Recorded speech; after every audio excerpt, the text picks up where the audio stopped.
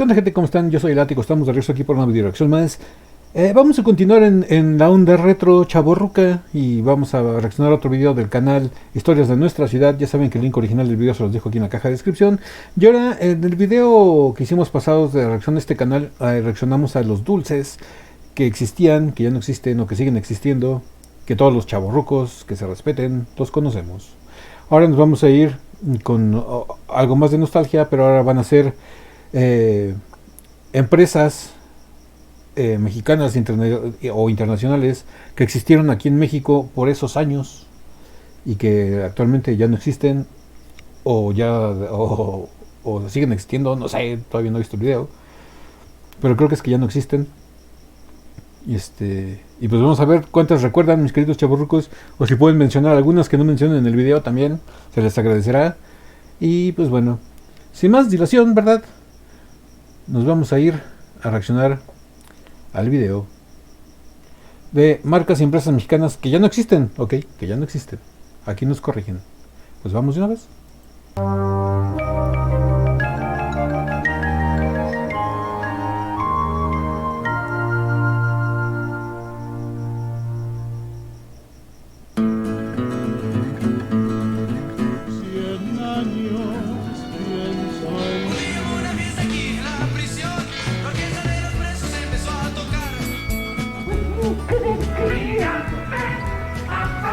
Gigante.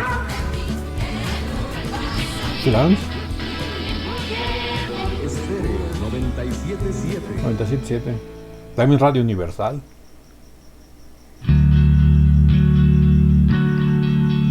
En México existen gran variedad de empresas que, o bien, ofrecen un producto o un servicio. Esto a través de una marca comercial. Sin embargo, a lo largo de la historia, hay muchas que han desaparecido.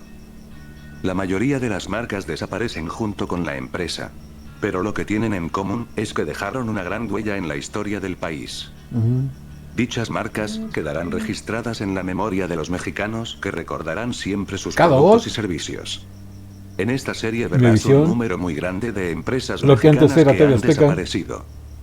Al ser absorbidas por alguna empresa extranjera o nacional, o simplemente por quedar en la ruina. Conocerás su trayectoria, y veremos el legado que estas dejaron al desaparecer. ¿Te quedarás a conocerlas? ¿A Pegaso ya no existe? Ok. Cablevisión. Ya no todavía existe. Videocentro, pues sí, ya no. Número 20. Más TV. Más TV fue un sistema de televisión por cable accesible por su bajo costo. Iniciaría operaciones en 1989 con el nombre inicial de MBS Multivisión, ofreciendo desde entonces una alta variedad de canales producidos por la empresa MBS. Durante más de una década conservaría tal nombre, y no sería hasta 2002 cuando cambiaría a Más Televisión. Este nuevo sistema ofreció una oferta de 17 canales, expandible a 21. Algunos de ellos serían Exa Televisión, SAS, Cinecanal, Multipremier, etc. Compitiendo directamente con Megacable, Más TV tuvo una buena aceptación entre sus suscriptores. Sin embargo, en 2008 llegaba a México Dish Satelital. Esto hizo que en un futuro Más TV se diera su señal a Dish. Por lo que, en 2014, Más TV oficialmente cerró transmisiones. Número 19. Zapaterías El Taconazo Popis. Fue una de las zapaterías más populares en la capital. Sí. Fundada en los años 60, iniciando en una vieja vivienda del centro histórico, expandiéndose un par de docenas de sucursales por toda la ciudad. Díganme, mis queridos chavorrucos, me lo pueden dejar aquí en la caja de comentarios. ¿A quién no le compraron sus tenis de deportes Panam en una zapatería El Taconazo o en una zapatería Canadá? Esos eran clásicos, ¿eh? Su concepto consistía en vender zapatos baratos. Se dijo por mucho tiempo que vendía zapatos de segunda mano. Lo cual esto nunca fue sustentado. Tenía poca variedad de modelos y colores, pero ese era precisamente su éxito, además de que eran sumamente económicos. Su logotipo multicolor de un zapato rosa con flores sería muy llamativo. Sí, estaba muy hippie sus eslóganes fueron memorables, como uno que rezaba zapatos popis a precios hippies. Esta zapatería fue rápidamente desplazada con el pasar del tiempo. Y tras el terremoto de 1985, perdería parte de sus sucursales y lo invadiría una crisis financiera, lo cual provocaría el cese de servicio. Número 18. Grupo Editorial Vid. Editorial Vid fue una editorial mexicana dedicada a la publicación de cómic, manga japonés, revistas y demás. Editorial Argumento se crearía en los 50s. No sería hasta los 80s cuando cobraría mayor fuerza en el mercado de la historieta mexicana, al publicar títulos como Lágrimas, Risas y Amor, o Memín Pinguín, así como la publicación de títulos estadounidenses, Superman, como DC Comics y Marvel Comics. Ya entrado el nuevo milenio, comenzaría la publicación de manga japonés, publicando un listado enorme de títulos, como Robotech o Dragon Ball.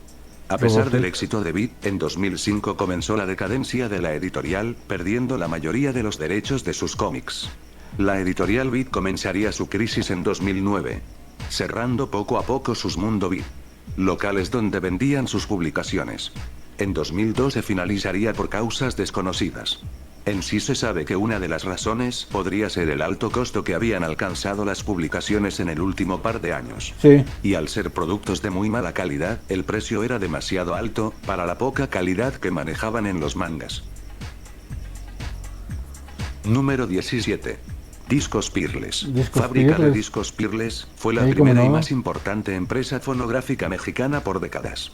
El 14 de agosto de 1933, la fábrica de Discos Peerless abrió sus puertas y se convirtió en la casa de las voces que dieron una identidad a la música mexicana en el extranjero.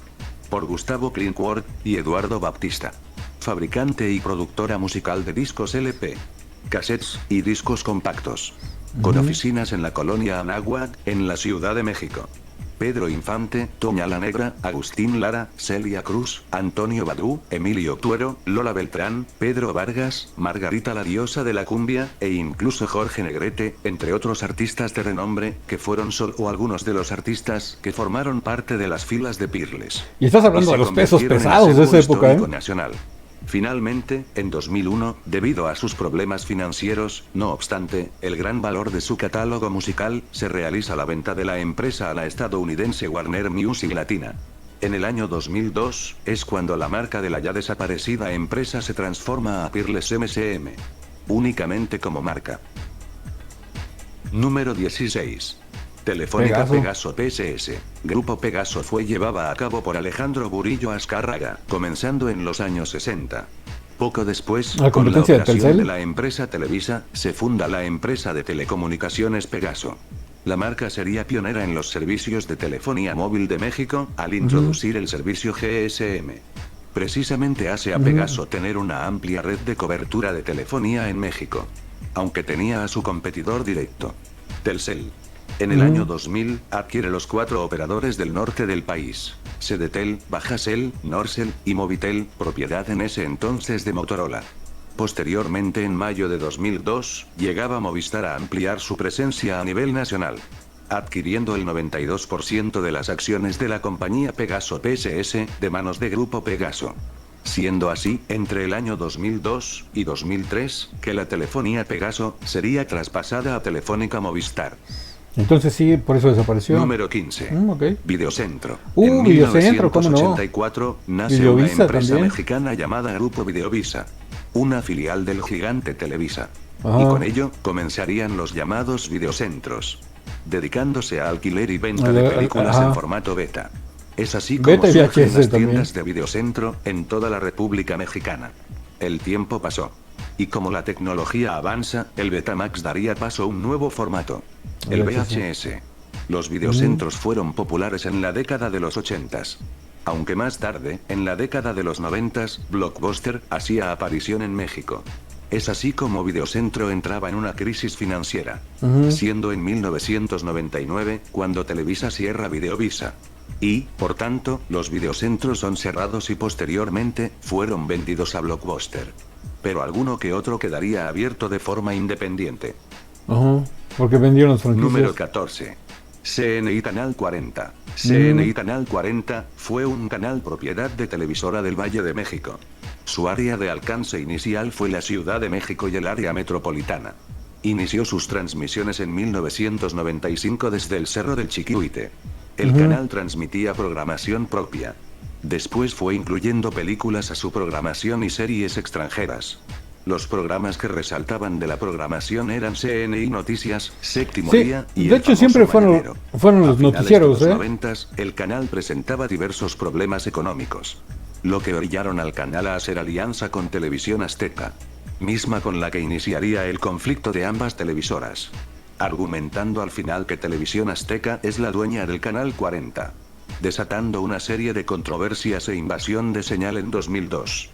CNI recobraría su señal después de meses de conflicto con Azteca. Sin embargo, meses después, el canal entraría en huelga, obligándolo a salir del aire. Posteriormente, Azteca, después de haber levantado la huelga de la televisora del Valle de México, tendría el control del canal. Se conocería después como Proyecto 40, y a partir de 2017, se llamaría ADN 40. Número 13. Compañía mexicana, Aerofoto. Fue una empresa mexicana especializada en la fotografía aérea en territorio de la República Mexicana y algunos países de América Latina. Fue fundada en 1930 por el piloto mexicano Luis Struck. Las fotografías componen en su gran mayoría panorámicas de diferentes áreas de las entidades federativas de México. Principalmente de la Ciudad de México. Aerofoto tuvo su hangar junto a la pista del actual Aeropuerto Internacional Benito Juárez de la Ciudad de México, funcionando desde 1930 hasta 1989, cuando la empresa desaparece debido a la implementación de las fotografías satelitales. En los años 60, Grupo ICA adquiere la empresa Aerofoto. En el año 2000, la misma resguarda las fotografías tomadas por la antigua empresa. La constructora, la de Ingenieros Civiles Asociados. Número 12. Sosa Texcoco. Sosa Texcoco fue una empresa mexicana que explotaba una de las dos mayores minas de salmueras alcalinas naturales en el mundo. En el subsuelo del vaso del lago de Texcoco existe un manto de aguas saladas que contienen sales alcalinas, que provienen del lavado de las colinas que se encuentran alrededor del Valle de México. Es por esto que Sosa Texcoco aprovecharía estas sales provenientes del vaso de Texcoco, por el mismo subsuelo del vaso del lago. No obstante, en 1993, estallaría la huelga de los trabajadores, siendo estos los que ganarían el fallo de la huelga. En 1999, la empresa se declararía en quiebra, y no volvería a reanudar nunca. Número 11. Autotransportes urbanos de pasajeros, Ruta 100. Fue una empresa paraestatal de camiones grandotes público, amarillos, prestando servicio en la Ciudad de México y zona metropolitana. Su creación se decretaría en 1981, tras la adquisición de las rutas permisionarias por parte del Departamento del Distrito Federal, a manos del regente Carlos Hank González. Ruta 100 tenía diversas rutas hacia varios rumbos y paraderos, contando con una amplia flota vehicular de autobuses, dejando en la ciudad una amplia imagen de transporte público, considerándolo como la época de oro del transporte en México. De 1983 a finales de los años 80, los autobuses tenían color amarillo, pasando finalmente a tener franjas azules y verdes. En 1995, tras una serie de controversias, se declaró en quiebra la empresa paraestatal, dando paso a la mayor crisis de transporte público en la capital. Actualmente solo existen los permisionarios, a manos de la Secretaría de Movilidad, y el sistema Metrobús. Asimismo el sistema de Movilidad 1. Número 10. Lili Ledy. Lili Ledy fue una fábrica manufacturera de juguetes produciéndolos entre los años 70 y 80. La empresa inicia en los años 50. Instalándose en el centro de la ciudad. Ese hombre elástico, cómo me gustaba. Nada más que yo tenía el malo, tenía el verde. Al poco tiempo ganarían popularidad entre los niños que comenzarían a preferir los juguetes de Lili Ledy, ya que esta empresa contaba con dos líneas. Lili, dedicada a las niñas, y Ledy, dedicada a niños. Dentro de los artículos dirigidos a las niñas, contaba con muñecas que caminaban y hablaban, de acuerdo a cada edad de la niña, el hornito mágico con el que haces pasteles, y muchos más. Para los niños, Ledy introdujo en México a los llamados aventureros de acción, el comandante parlante, Thunderbird Ledy, entre otros. La marca tuvo fama al producir ese fue el que yo tuve, únicos de ese su verde. época, pero finalmente la empresa fue vendida en 1975 a Grupo General Mills, operando la marca hasta su cierre en 1985, dejando un importante acontecimiento histórico dentro de la juguetería mexicana. ¿Llegaste a tener un juguete de Lili Ledy? Bueno, más que nada de la Guerra de las Galaxias. Número 9. Mexicana de Autobuses. Masa. Mexicana de Autobuses Yo sí no me fue una acuerdo. empresa mexicana fabricante de camiones principalmente de pasajeros. Fue creada en 1959, construyendo su planta productora en el municipio de Tultitlán en el año 1972. Masa fabricó autobuses para diversas rutas de autobuses, así como para la misma Ruta 100, en la capital mexicana, siendo uno de sus modelos más conocidos un autobús Masa Somex, fabricando arriba del 80% de los autobuses urbanos de la Ciudad de México y la mitad de los autobuses foráneos que circulaban en la República Mexicana. Desapareció en 1998, cuando el gobierno de México privatizaría la empresa. Sería adquirida por la empresa Volvo, quien actualmente volvería a utilizar la marca Masa para algunos de sus autobuses, pero esta vez solo como una marca. Bueno, pero me gusta de respeto, ¿no? Concarril, constructora de carros de ferrocarril, fue una empresa mexicana que se dedicaba a la construcción de ferrocarriles nacionales. Bueno, es que no eran como que muy... En los años 70, tras la llegada del metro en la capital no eran como que muy conocidas, ¿no? No era que se nombraran esas empresas MM79, los trenes de Metro por todos lados. Los carros de la línea de tren ligero, el FM86, de la línea A, del metro, e incluso, el tren NS88 para el metro de Santiago de Chile. El cierre de la empresa fue en 1992, debido a una serie de privatizaciones por parte del gobierno federal. A partir de ese año, Bombardier, la empresa canadiense, sería la que adquiriría sus instalaciones en el estado de Hidalgo. Número 7. Supermercados Gigante. Eso sí era más común. Una de las importantes cadenas de supermercado que existió en México, nació en 1962, cuando abre primera tienda Gigante en la zona de Mixcoac. En tan poco tiempo el concepto de Gigante abarcaría un importante lugar en la rama de supermercados en México y Latinoamérica. Pues se volvió la competencia directa de Aurrera. Comenzaría a expandirse en todo el país por medio de sus tres formatos: Gigante, Bodega Gigante y Super G. Con una amplia variedad de supermercado, carnes, electrónica, y mucho más. Compitiendo con cadenas de supermercados como Walmart, Soriana, Comercial Mexicana, y Bodega Aurrera. Pero es precisamente esta competencia la que haría que los últimos años de Gigante fueran decayendo. No era de los más concurridos, además de que muchos aseguraban que sus precios eran elevados. Grupo Gigante posteriormente alquilaría sus tiendas a Soriana, desapareciendo del sector de supermercado mexicano. Número 6. Fábrica de Chocolates La Azteca. La fábrica de chocolates La Azteca fue una empresa productora de golosinas y chocolates. El chocolate abuelita y el Morelia. En 1919 por los hermanos Francisco y Raimundo González en Orizaba. Pero no sería hasta 1930 cuando la fábrica se instalaría en la Ciudad de México, ubicándose en las cercanías de la colonia Morelos. En poco tiempo sería una marca importante del país, produciendo en su mayoría chocolates, siendo los más populares el Carlos V, el chocolate de mesa abuelita, Morelia Presidencial, Choco Express, Presidente, Tin Ladín, y muchos más. En 1970, pasó a formar parte del grupo Quaker Oats Company, llegando a ser la empresa líder en ventas de chocolate en México. Y no fue hasta los 90 cuando es adquirida en su mayoría por Nestlé. El legado de la Azteca se puede reflejar en los chocolates que aún se producen bajo la marca suiza. Número 5.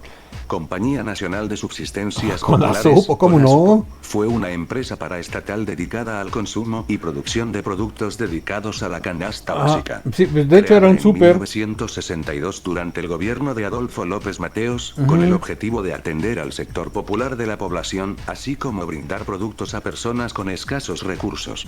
En Conasupo, se crean grandes almacenes, mismos que sirvieron de tiendas tipo supermercados, compitiendo con las otras franquicias como lo eran la misma Gigante y Comercial Mexicana. Su existencia duraría de 3 a 4 décadas, ya que, en 1999, la marca Conasupo desaparece como parte de las ideas neoliberales de Zedillo, y a la crisis económica ocurrida años atrás, y la introducción a México de nuevas marcas de supermercado. Hoy en día, existe Diconsa, que cumple con las casi mismas características que Conasupo tuvo en su momento. Pero ya no es tan grande. Mexicana de Aviación. La compañía Mexicana de Aviación fue una de las aerolíneas más importantes que ha tenido México. Creada a mediados del siglo XX, Mexicana de Aviación siempre sostuvo vuelos entre la Ciudad de México y alguna ciudad cercana del país. Porque también se oyeron rumores de que Aeroméxico iba a desaparecer. 30, incluyendo los primeros vuelos comerciales a Estados Unidos, cuya primera ciudad sería Los Ángeles. A partir de este momento comenzaría a ofrecer varios destinos internacionales en Norteamérica, Centroamérica, el Caribe, Sudamérica y Europa. Su centro de operaciones principal fue el Aeropuerto Internacional de la Ciudad de México. A pesar de ser una de las empresas de aviación más importantes de México, comenzaría por una serie de crisis que al final la declararían en concurso mercantil, lo que significa que sus operaciones aéreas quedaron suspendidas para continuar con un proceso jurídico. Finalmente, se declararía la quiebra de la compañía en 2014. Por lo que da por finalizada la historia de una importante empresa dentro de la aviación en México. Número 3. Imevisión. El Instituto Mexicano de la Televisión fue una empresa paraestatal dedicada a la industria de la televisión. En sí el concepto de Imevisión se crearía en 1983. De hecho, Imevisión eran el 13 y el 7. Canal XHDF Canal 13. Durante el gobierno de Miguel de la Madrid, quien, al querer conformar una estación de televisión, formaría así el Instituto Mexicano de la Televisión. Era la televisión del gobierno. En 1985 incorporaría al Canal 7, formando, junto con Canal 13, la Red Nacional de Imevisión. Se dedicaba a transmitir programas familiares, caricaturas, series extranjeras, y una red de noticias nacionales, compitiendo directamente con Televisa. Conservaría dicho nombre hasta los 90s. Cuando por parte del gobierno de Salinas de Gortari, una serie de privatizaciones comenzarían. Y la empresa de televisión gubernamental sería una de ellas. Para inicios de la década, el nombre de Imevisión dejaría de usarse. Asimismo, la programación del Canal 7 y 22 desaparecería, dejando solo a Canal 13. Esto fue hasta 1993, cuando serían adquiridos por Grupo Salinas, que se convirtió en TV Azteca, televisora llamada Televisión Azteca. Mientras que Canal 22 pasa a formar parte del ya extinto Consejo Nacional para la Cultura y las Artes. También la Conaculta ya Número 2, Luz y Fuerza del Centro. La compañía de luz. Un organismo público descentralizado, que brindaba servicio de energía eléctrica al centro del país. Lo privatizaron. Ciudad de México, Puebla, Estado de México, Morelos e Hidalgo. Se fundaría en 1903. Pero a inicios la empresa era manejada por canadienses. Pero fue hasta 1937 cuando Lázaro Cárdenas decide nacionalizarla y ponerle dicho nombre, y de esta manera ser, junto a Celas, que estarían a cargo de la electricidad mexicana. Por muchos años, Luz y Fuerza del Centro prestó servicio en el centro del país, aunque se llegaba a cobrar muy caros el servicio.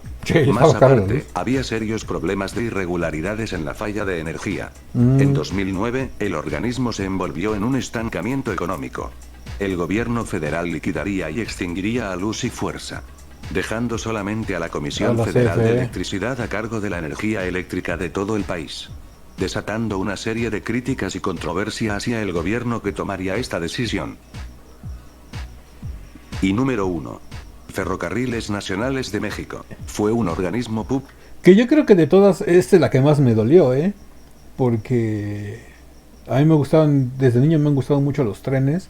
Y siempre me hubiera gustado mucho hacer un viaje de tren Ciudad de México, Guadalajara, Ciudad de México, Monterrey.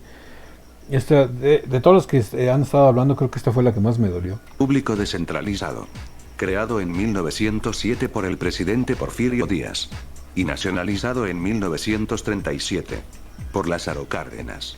La red de ferrocarriles se organiza a principios del siglo XX, dando un aspecto moderno a aquel México. Tras varios años, el ferrocarril en México fue utilizado como uno de los principales motores de la economía nacional, y siendo utilizado para pasajeros. De la capital mexicana, partía el ferrocarril a Veracruz, a Querétaro, a Cuernavaca y a Puebla, desde las estaciones terminales San Lázaro y Buenavista, siendo este último la estación más representativa de este servicio. En las últimas décadas de su servicio, fue decayendo, con la llegada de los autobuses foráneos y la aviación. Además de que, para la capital, las rutas ya eran un peligro, debido a la creciente urbanización. Finalmente, en 1997 el gobierno decide iniciar con la liquidación del sistema ferroviario de pasajeros, terminando con la historia del ferrocarril mexicano.